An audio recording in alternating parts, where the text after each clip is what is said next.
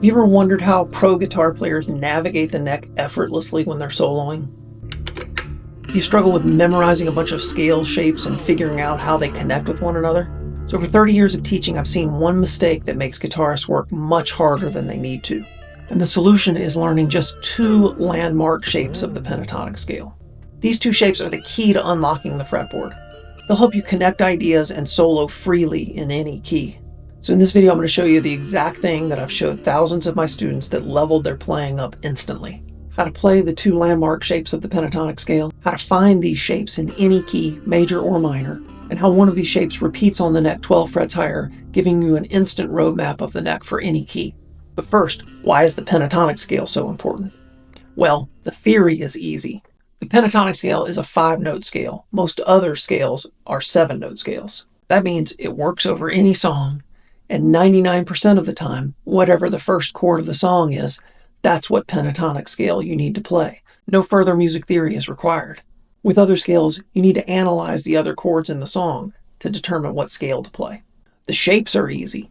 Unlike other scales, the pentatonic scale has a simple 2-note per string pattern on the guitar. And today I'm going to show you the 2 easiest, most powerful shapes of the pentatonic scale. The sound is easy. No matter what style of music you play, reggae, rock, funk, jazz, country, math rock, Appalachian murder ballads. Yeah, that's really a thing. Almost every guitar solo is based in the pentatonic scale. Most players waste time learning all 5 shapes of the pentatonic scale when really learning the 2 landmark shapes will give you 90% of the results. These 2 shapes, shape number 1 and shape number 4, are the ones the pros rely on the most. Mastering these first will let you solo all over the neck effortlessly. Let's start with shape number 1. This is the one the pros use the most. Shape number 1 has its root notes on the low E string. Let's play it at the 5th fret.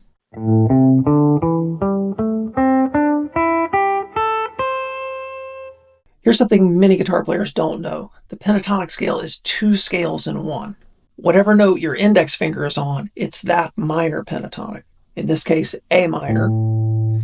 And whatever note your pinky is on is that major pentatonic. So in this case, C major. So this is the A minor or the C major pentatonic. Here's what it sounds like to an A minor backing track.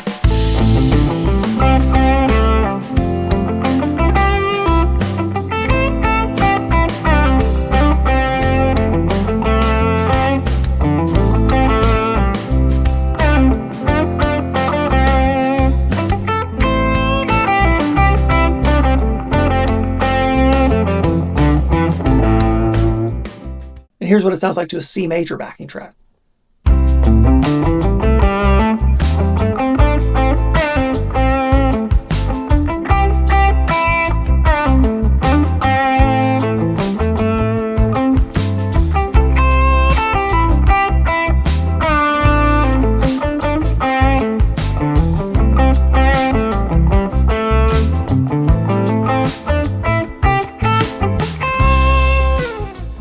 So one of the best things about the guitar is that the scale shapes are movable.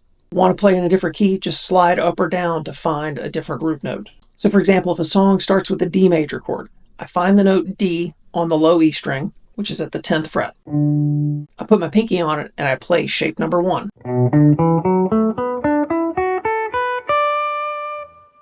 Here's what that sounds like in context.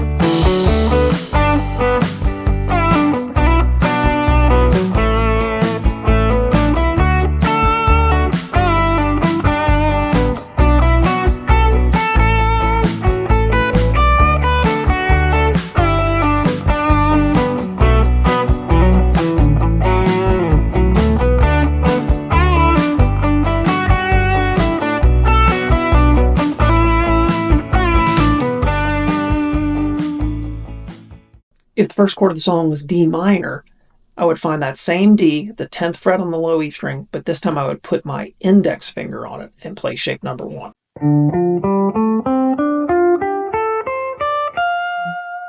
Here's what that sounds like in context.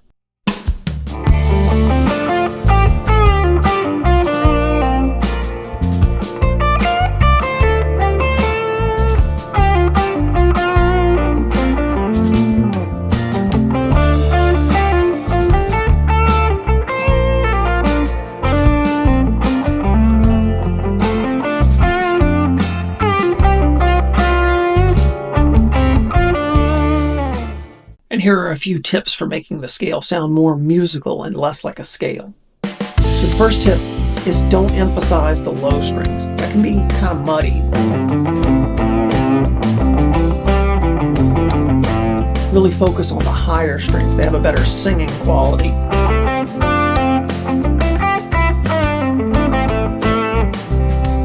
Second tip is don't be afraid to repeat a note, sometimes several times. Most of our favorite melodies have a lot of note repetition in them.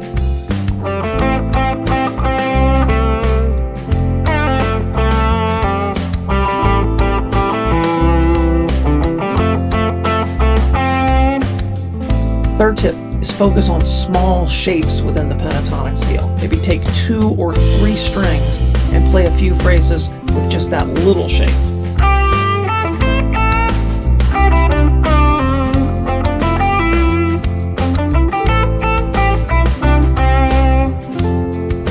And the last tip is to focus on guitar-specific techniques like slides,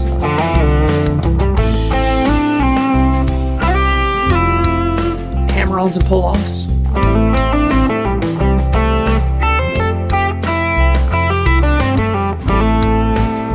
bends,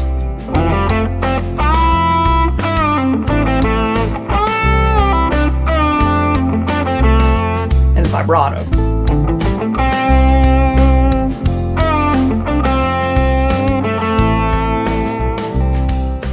Okay, now let's talk about shape number 4. So here I'm going to find the root notes on the A string.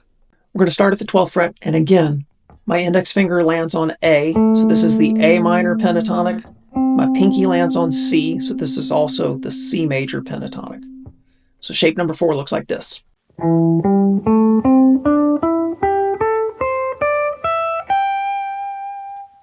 And 2 things you have to watch out for in shape number 4. One is that there's a 3-fret span on the A string, where there was a 2-fret span before on shape number 1. So make sure you get that span right.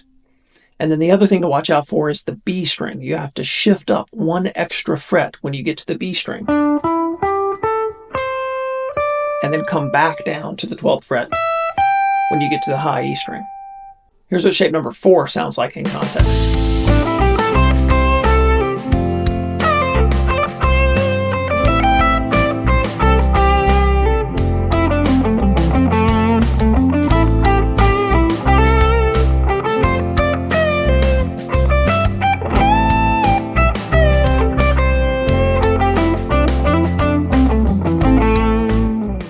Okay, here's where it all comes together. Once you find shape number 1 and shape number 4, make a mental note of what fret those shapes are located on.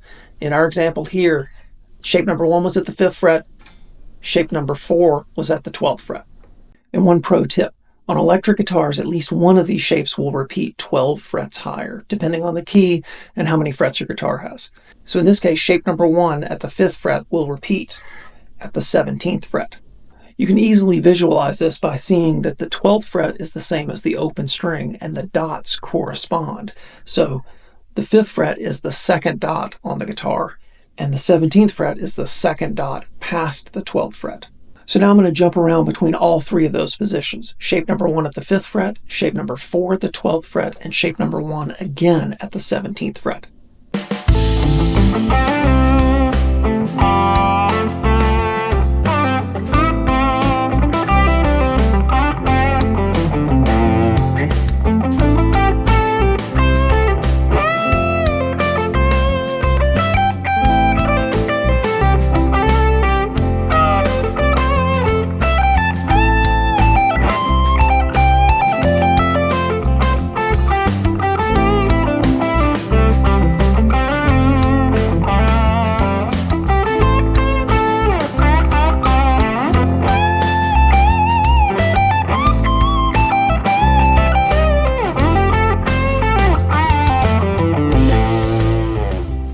At first, you'll need to calculate the locations for these scales, but soon you'll have them memorized for your go-to keys.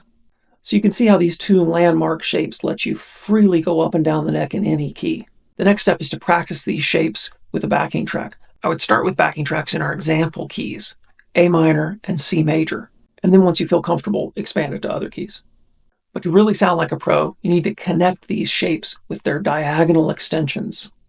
So watch this video to take your soloing to the next level.